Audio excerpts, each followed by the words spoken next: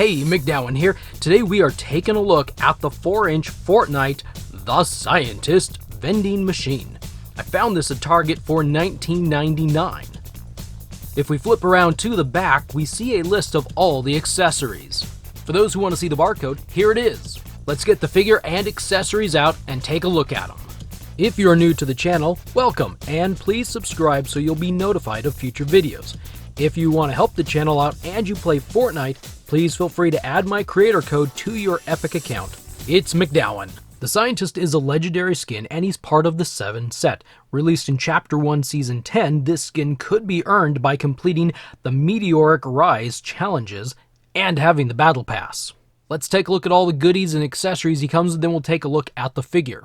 He comes with this really cool Visitor GG spray on metal building material. It's 4 pieces. The first in a long line of weapons is the Proximity Mine. It's pretty nice looking. It's also pretty narrow and thin and flat, but there is a little bit of a groove back here, and I wonder if that's meant to try to tuck the hand, have the hand hold that spot. Might have to try that later if I remember to. We get a legendary tactical shotgun, a suppressed assault rifle, tactical submachine gun, a drum shotgun, a legendary pump shotgun, a Storm Scout sniper rifle, a pump shotgun, and a suppressed sniper rifle. Moving on to the back bling, we get the Gameplan red style, and this will go with Eternal Voyager. Hook this on his back right there. Now, I'm not sure why we got this style because it doesn't really match with this Eternal Voyager. It's a different color style, but maybe we're going to get a repaint of Eternal Voyager in the red style. I don't know. That'd be kind of interesting to know. We get the Hench Hauler, and this goes with Brutus right here. That's why I've got him here in the scene. Maybe this is an indication that we will get a neutral version of Brutus soon. We get the Gauge back bling, and this belongs to Supersonic. We'll slide this right here on his back. He looks pretty good wearing it, doesn't he? And the last back bling is the Star Surge, and it goes with the star of our show, the Scientist, who we will take a look at next. But yeah, he looks pretty good wearing it. Too bad the Brawler's 7-inch figure didn't come with a back bling. That would have been pretty cool. The Scientist has standard articulation for a 4-inch Fortnite action figure, which I believe is in the range of 28 to 30, somewhere in there. This is a big and bulky figure. Let's do a quick comparison here next to Brutus. So he's a little bit taller, and his head's bigger for the body, but his body still looks bigger than his head. If they would have done Brutus this way, I think Brutus would have been really awesome. You know, he's got the right bulk and right size, just a tad bigger head. This is not a rag on Brutus video. We'll put him off to the side for now. First thing I want to mention is be really careful of these shoulder pads.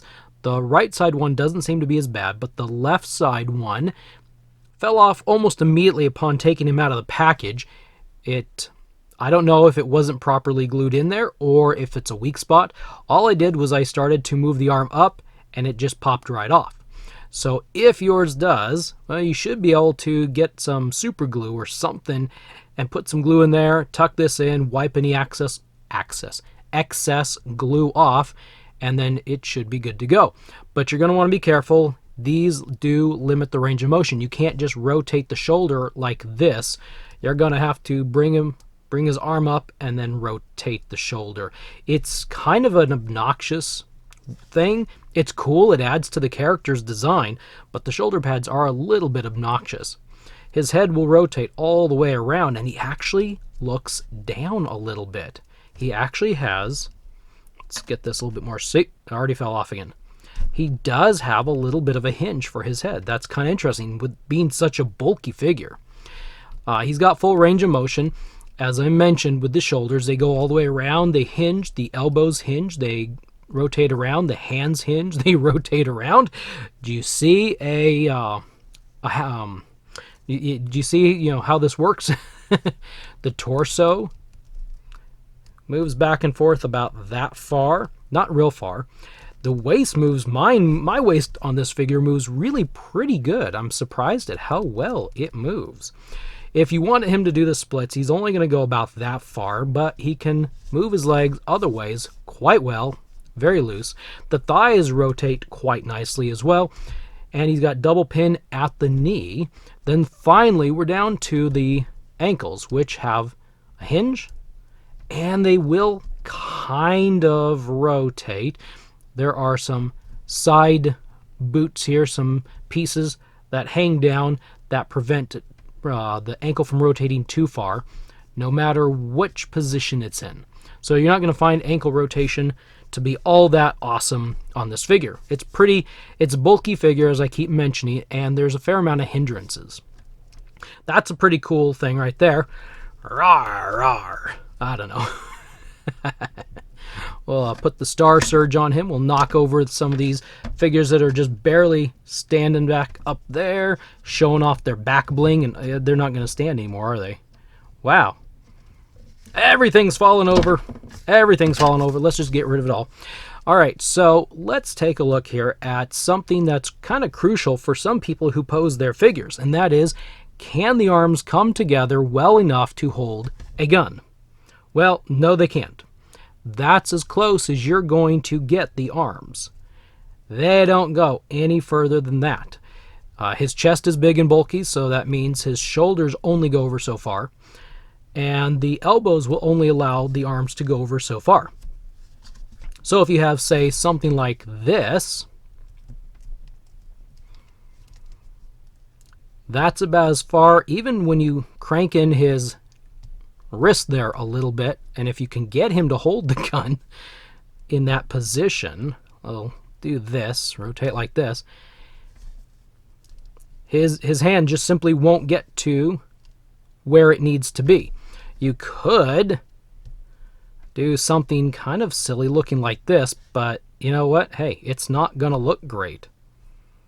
So unfortunately, this is not going to be a two-handed weapon holding action figure. So you're going to have to settle for single poses, single gun, single arm, well, if you can, they actually do stand here pretty good. I'm just being kind of rough. I'm being kind of rough. And he doesn't seem to have any trigger fingers, so yeah, you're going to have to deal with that. So he can hold some guns, like so, singles. Unfortunately, the pump shotgun kind of is designed to, if you're going to pose a pump shotgun, you kind of need the other hand to be there. You can't just boom, boom, boom, and off you go. So yeah, be aware of what kind of guns you put there if you want them to look as realistic as a video game sci-fi character can. So he can hold some guns, but it's going to be singles. Anyway, that's pretty cool. I like this figure. It's really big and really bulky. Yeah, this guy's huge. Let's do a quick stand comparison. I showed you Brutus. Sorry about the angle of the camera. It's just a little bit above, pointing down. I got to get him to stand first. Let's grab Blaze. So standing next to Blaze, he doesn't want to stand next to Blaze. Standing next to Blaze is probably about that. That's the height comparison. So yeah, he's a good little bit taller. What about Dark Jonesy? So Dark Jonesy is probably about in the same spot. Nope. Yeah, probably about in the same spot. So he is definitely a good size, half a head taller, most likely. But very cool, very nice. I'm glad that we got this figure. I'm glad that it's starting to show up more. I was so shocked when I found this at Target. I was quite impressed, quite pleased, and quite happy. As most of you would be, I'm sure, if you found this vending machine set as well. Anyway, thank you for stopping by and watching. What do you think about this set? There's a lot of stuff to take in. You can forget the guns if you want to, but there's still some pretty cool stuff like the spray that doesn't want to stand up anymore. Leave your thoughts and comments in the comment section below. Also check out the Ripley vending machine video in the lower left-hand corner that I did just before the new year started. Again, thank you for watching, and I will see you in the next video.